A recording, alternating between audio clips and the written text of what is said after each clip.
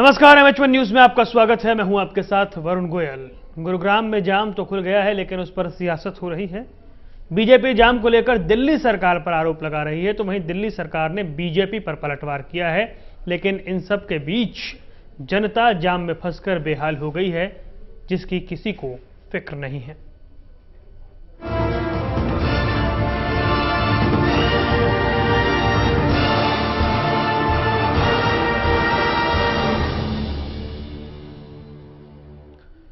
आखिरकार 18 घंटे बाद गुरुग्राम में लगा महाजाम खुल गया है, लेकिन अब इस पर राजनीति शुरू हो गई है। हरियाणा के मुख्यमंत्री मनोहर लाल ने ट्वीट कर जाम के लिए दिल्ली सरकार को जिम्मेदार ठहराया है। मनोहर लाल ने दिल्ली सरकार पर असहयोग करने का आरोप लगाया, तो वहीं आम आदमी पार्टी ने जवाब देने में देर नहीं लगाई। मनीष सिसोदिया ने ट्वीट कर कहा कि गुड़गांव का नाम बदलकर गुरुग्राम रखने से विकास नहीं होता, योजनाएं बनानी होती हैं और उन पर अमल करना होता है। जाम पर छिड़ी सियासत में कांग्रेस उपाध्यक्ष राहुल गांधी भी कूद गए। उन्होंने भी ट्वीट कर कहा कि बीजेपी पल्ला झाड़ने में लगी है और गुरुग्राम का दम घुट रहा है। आने जाने वालों को कितने खराब अनुभव से गुजरना पड़ रहा है, खासकर एम्बुलेंस जो घंटों से जाम में अटकी हुई है। आपको बता दें कि जाम 25 किलोमीटर लंबा था। बारिश की वजह से गुड़गांव के कई इलाके जहां हजारों गाड़ियां जाम में फंस गई थी, लोगों को रात सड़क पर गुजारनी पड़ी है। जाम को देखते हुए गुड़गांव प्रशासन ने एहतियात के तौर पर धारा 144 लगा दी थी और स्कूलों की छुट्टी कर दी। NH8 और सोहना रोड पर सबसे लंबा जाम लगा।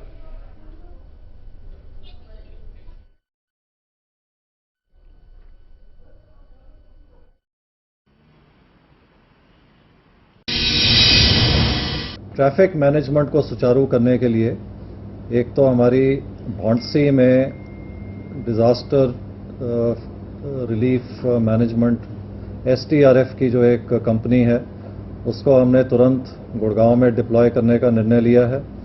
इसके अलावा जो हमारी एक IRB की कंपनी है, उसको भी गुड़गांव पुलिस को स्ट्रेंथन करने के लिए, विशेष तौर पर ट्रैफिक मैनेजमेंट को स्ट्रेंथन करने के लिए, और साथ साथ जितने भी होम गार्ड्स जो हैं उनको पूरी स्ट्रेंथ में डिप्लॉय करने का हमने निर्णय लिया है। क्योंकि पानी जो गुड़गांव का है अल्टीमेटली नजफगढ़ ड्रेन में जाके डलता है, तो उसमें भी अधिक बेहतर तालमेल रखने के लिए दिल्ली सरकार के साथ हमने फैसला किया है कि एक वरिष्ठ हमारा इंजीनियर जो है वो ढांसा बंद पर उनको हम डिप्लॉय करेंगे, ताकि दिल्ली के इंजीनियर्स के साथ वो आपस में तालमेल रखे। गुरुग्राम में लगे जाम को लेकर हरियाणा के कैबिनेट मंत्री रामविलास शर्मा ने प्रतिक्रिया दी है। उन्होंने दिल्ली के CM अरविंद केजरीवाल को जिम्मेदार ठहराया। रामविलास शर्मा का कहना है कि गुरुग्राम और दिल्ली आपस में सटे हुए हैं और दिल्ली में बारिश के पानी की निकासी के सही इंतजाम नहीं हो रहे। हालांकि रामविलास शर्मा का कहना है कि गुरुग्राम में जाम की ऐसी स्थिति का फिर सामना न करना पड़े, इसके लिए उपाय किए जा रहे हैं। नहीं, दिल्ली में देखिए जिस तरह का दिल्ली का जो सरकार है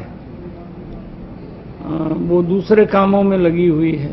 दिल्ली के मुख्यमंत्री को दिल्ली के लिए समय नहीं है, और क्योंकि दिल्ली और गुड़गांव बिल्कुल जुड़े हुए हैं, दिल्ली का जो एयरपोर्ट है पालम, और पालम के साथ जो द्वारका नगरी बसी हुई है वो गुड़गांव के साथ लगे हुए गांव में बसी हुई है। तो उसका दिल्ली पूरा एक जंगल, सीमेंट का जंगल, ऐसा जो पानी बूंद गिरती है वो सारी गुड़गांव की तरफ आती है, और उसका परिणाम ये है कि कई घंटों से वहाँ जाम है। पर हम हरियाणा सरकार इसका बहुत जल्दी हल निकालने जा रहे हैं।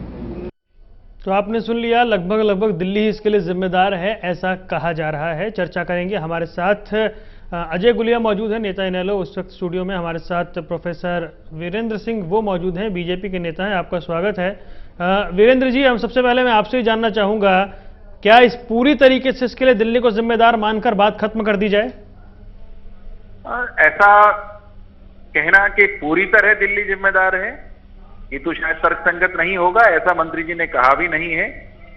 परंतु इस सच्चाई से कोई पीछे नहीं हट सकता है कि दिल्ली की जिम्मेदारी भी खूब है, और बहुत सारे मामलों में जो कल मुख्यमंत्री जी ने भी शायद संकेत किया था इस विषय का, कि दिल्ली से जिस तरह का सहकार मिलना चाहिए ठीक। साझी समस्याओं से निपटने के लिए, बहुत सारे गुड़गांव के, फरीदाबाद के या बहादुरगढ़ के ऐसे संकट होते हैं दैनंदिन जो दिल्ली के साथ जिनका सीधा सीधा जुड़ाव है और परस्पर सहयोग के बिना, संवाद के बिना उन समस्याओं का निराकरण नहीं हो सकता।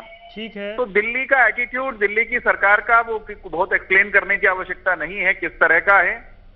तो उस असहयोग के कारण निसंदेह समस्याएं हुई होंगी और जिस तरह की भी ये स्थिति पैदा हुई है, हमने कभी नहीं कहा कि इससे निपटने की जिम्मेदारी हमारी नहीं है। वीरेंद्र सिंह चौहान जी, सवाल मैं इसमें एक बात आपसे पूछ लेना चाहता हूं कि जिम्मेदारी दिल्ली की भी थी, आप ये कह रहे हैं, पूरी तरह से उन पर जिम्मेदारी डाल देना यह भी न्याय संगत नहीं है। जो जिम्मेदारी हरियाणा की थी, क्या हरियाणा ने उस जिम्मेदारी को निभाया है? स्पष्ट उत्तर की उम्मीद कर रहा हूं मैं। जिस तरह की स्थिति वहां पर पैदा हुई जी, मौसम के कारण, और फिर कहीं ना कहीं ट्रैफिक इतना बढ़ गया है, उसके प्रबंधन में भी कहीं ना कहीं चूक हुई होगी। तो उसमें हम अपनी जिम्मेदारी से इनकार नहीं कर रहे हैं। वहां के शासन प्रशासन ने प्रबंधन में चूक हुई है सर, मान रहे हैं। संभव चीजों को, हर संभव स्थिति को नियंत्रण करने में अगर जिम्मेदारी 25% भी थी, चल रहे हैं वीरेंद्र जी, अगर जिम्मेदारी 25% भी थी तो प्रबंधन में तो चूक हुई है। मैं फिर कह रहा हूं, आज हम जहां पर खड़े हैं वहां बड़ा प्रश्न चूक के विश्लेषण का नहीं है। अभी हाल उस स्थिति को कायदे से निपटने के बाद इसका सर प्रश्न तो ये है कि ये हालात बने क्यों? सर प्रश्न तो ये हालात बने क्यों? आप सोचकर देखिए, जो आदमी अपनी शाम की ड्यूटी करके घर जाना चाहता है, उसने पूरी रात वहीं बिताई है, वहां गाड़ियों में बच्चे होंगे, गाड़ी आप छोड़कर जा नहीं सकते हैं, किस दशा से वो निकले होंगे। और हम सुबह देखते क्या है कि जी ये दिल्ली की वजह से हुआ है, कतार से सब बोल देते हैं। आपको लगता नहीं तकलीफ होती होगी लोगों को? और मैं इसलिए सवाल उठा रहा हूं कि जब पिछली बार जल भराव हुआ था गुरुग्राम में, तब कहा गया था कि ये पहली बार है, अगले साल आपको बहुत कुछ बेहतर देखने को मिलेगा। सर बेहतर नहीं, उससे खराब देखने को मिला है। दो आपने प्रश्न किए हैं जी। एक तो ये कि पिछली बार हमने कहा था कि बेहतर होगा जी, और आपका ये आकलन है कि उससे खराब स्थिति पैदा हो गई जी। जिस तरह के दृश्य सामने हैं उससे लगता भी है। मेरा ये कहना है कि जिस तरह की इंफ्रास्ट्रक्चरल प्रिपेयर्डनेस चाहिए इन स्थितियों से निपटने के लिए, वो कोई त्वरित गति से होने वाले काम नहीं होते।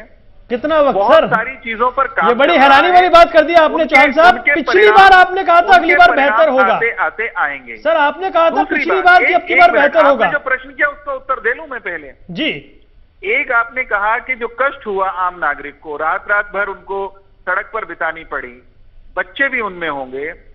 आम नागरिक की इस समस्या से, इस पीड़ा से असहमत होने की कोई वजह नहीं है। हमें कोई संकोच नहीं है, हम इस असुविधा के लिए, उस पीड़ा के लिए खेद भी जताते हैं और इस बात के लिए प्रतिबद्ध हैं। सर पल्ला झाड़ा गया है, खेद नहीं जताया गया।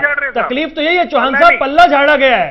वरुण जी, मैं बीच में इंटरप्ट करना चाहूंगा। मैं ये कह रहा हूं कि हम स्थिति का विश्लेषण करके जहां कहीं किसी से चूक हुई है वो जिम्मेदारी भी तय करेंगे और इंफ्रास्ट्रक्चरल खामियां जहां कहीं हैं उनको दुरुस्त करेंगे। गुरुग्राम को आने वाले समय में और बेहतर बनाएंगे। चलिए ठीक है सर, ये जो खामियां अगर ये बेहतरी में एक और कदम है तो फिर और बेहतर कैसा होगा मुझे पता नहीं है। अजय गुलिया कुछ कहना चाह रहे हैं। देखिए वरुण जी, सबसे पहले तो मैं वीरेंद्र चौहान जी को बता दूं कि जिस ड्रेन की ये बात कर रहे हैं, इनको शायद पता भी नहीं होगा कि कौन सी ड्रेन की बात कर रहे हैं। एक शब्द आ गया ड्रेन, तो उन्होंने यूज कर लिया।